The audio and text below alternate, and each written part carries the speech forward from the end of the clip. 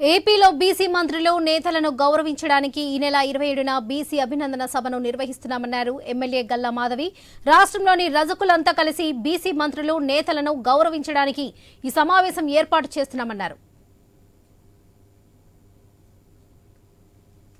కూటమి ప్రభుత్వం ఏర్పడిన తర్వాత ఇది మంచి ప్రభుత్వం అనిపించుకుంటూ ముందుకు వెళ్తున్న శుభతరుణంలో ఈ యొక్క మంచి ప్రభుత్వం ఏర్పాటు అవడానికి బీసీ సోదరులు ఎందరో దీనికి కృషి చేయడం జరిగింది. ప్రధాన పాత్ర ఈ విజయం వెనకాల ప్రధాన పాత్ర బీసీలుగా ఉండడం మనందరికీ తెలిసిందే. అదేవిధంగా తెలుగుదేశం పార్టీ కూడా మొదటి నుంచి కూడా పెద్దలు అన్నట్టుగా బీసీల కోసం, బీసీలు వెన్నంటే ఉంటూ వారి అభివృద్ధి కోసం, అభ్యున్నతి కోసం పాటుపడుతూనే వస్తుంది. ఒకసారి మా అధిష్టానానికి అభినందన సభ అనేది అందరూ బీసీ నాయకులతో ఏర్పాటు చేసుకోవాలి అని చెప్పి ఒక ఆలోచన మన రజక సోదరులందరూ చేయడం జరిగింది. మమ్మల్ని సంప్రదించడం జరిగింది. ఇందుకు అయితే ఇక్కడ రజక లీడర్లు, రాష్ట్ర వ్యాప్తంగా ఉన్న రజక లీడర్లు అందరూ కూడా వారి ఆధ్వర్యంలో ఈ యొక్క సమావేశాన్ని, అభినందన సభని ఏర్పాటు చేసుకొని మన శ్రీనివాసరావు గారి ప్రోద్బలంతో ఆధ్వర్యంలో వారి కార్యాచరణలో ఈ యొక్క కార్యక్రమాన్ని రూపొందించుకోవాల్సిందిగా మేమందరం కూడా అభిప్రాయపడ్డాము.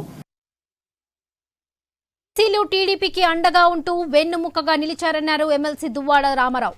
రజకులకు కావాల్సిన సామాజిక అభివృద్ధి కోసం అనేక పథకాలు ప్రకటించినట్లు గుర్తు చేశారు. బీసీ సమావేశాన్ని గుంటూరు వెంకటేశ్వర విజ్ఞాన మందిరంలో నిర్వహించేందుకు సిద్ధమైనట్లు రామారావు స్పష్టం చేశారు.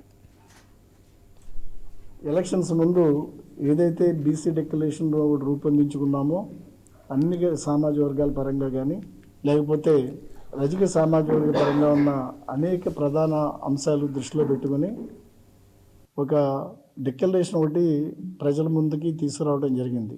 ఈ రోజున తెలుగుదేశం పార్టీ పరంగా ఈ మధ్యకాలంలో కూడా మీరు చూశారు, బడ్జెట్లో బీసీల సామాజిక వర్గాల పరంగా 39,000 కోట్లు బడ్జెట్ కేటాయింపులు చేసిన విషయాన్ని కూడా ఒకసారి గుర్తు చేస్తున్నాను.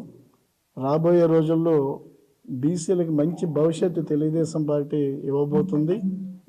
అనేక కార్యక్రమాలు, ఒక ఆదరణ పథకం కానీ, బీసీ రుణ సౌకర్యం కానీ, బీసీ సప్లాన్ కానీ, సామాజిక వర్గాల పరంగా ఉన్న అనేక అంశాలని